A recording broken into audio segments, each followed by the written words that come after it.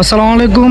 আজকে উদ্ধার কাজ এবং ত্রাণ বিতরণে থানা পুলিশ দেখেন তারা কিন্তু আজকে পুরো বাইক ইউনিয়ন চষে বেরিয়েছে এবং তারা উদ্ধার কাজ করেছে এবং ত্রাণ দিয়েছে।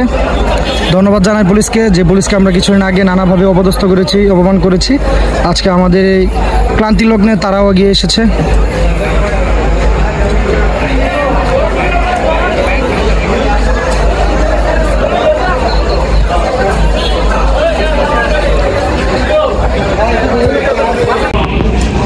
আপনারা নিশ্চয়ই জানেন যে কসবার বাইক ইউনিয়ন প্রচুর বন্যা দুর্গত এলাকা হয়ে গেছে। আমরা আমাদের বাংলাদেশ পুলিশের পক্ষ থেকে এবং কসবা থানার পক্ষ থেকে আমরা আমাদের সামর্থ্য অনুযায়ী ত্রাণ সামগ্রী নিয়ে বাইকের প্রত্যন্ত গ্রামে আমরা গিয়েছি, যেখানে ত্রাণ অপেক্ষাকৃত কম পৌঁছেছে বলে আমরা মনে করি। সেখানে প্রত্যন্ত এলাকা গিয়ে যারা সাধারণ মানুষ, যারা সাধারণ গরিব মেহনতি মানুষ, যারা বন্যা দুর্গত কোনো সাহায্য পায় নাই, বিশেষত তাদেরকে আমরা ত্রাণ দেওয়ার চেষ্টা করেছি।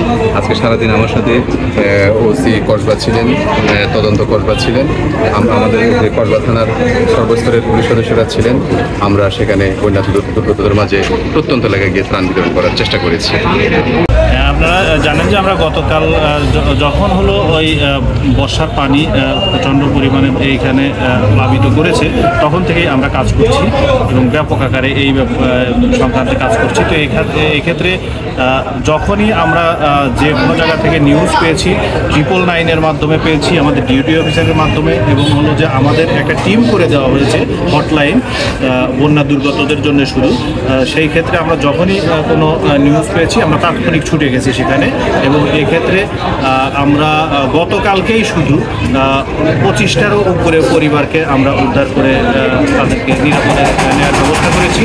আর এছাড়া গবাদি পশু এবং শিশু, বৃদ্ধ সবাইকে যারা অসহায় আমাদের মনে হয়েছে আমরা উদ্ধার করেছি এবং পাশাপাশি সামর্থ্য অনুযায়ী আমরা ত্রাণ দিয়েছি। তো আজকে বন্যা পরিস্থিতি অনেকটাই উন্নতি হচ্ছে এবং মানুষও এটার সাথে ইউজড হচ্ছে। আজকে অপ্রীতিকর কোনো নিউজ আমাদের কাছে নাই। আচ্ছা, ধরেন আজকে যেহেতু আমরা এখন জানি যে বন্যা পরিস্থিতি, এলাকার মানুষ এখন নিরস্ত, তাদের হাতে কোনো আসলে শক্তিই নেই। তো এই সব এলাকায় আমরা বিভিন্ন সময় ডাকাতি বা বিভিন্ন সংবাদ পাই চুরি ডাকাতির। তো যদি এরকম কোনো অপ্রীতিকর ঘটনা ঘটে, আপনারা পুলিশ অলরেডি কোনো পদক্ষেপ নিয়েছেন কিনা বা কী পদক্ষেপ নেবেন?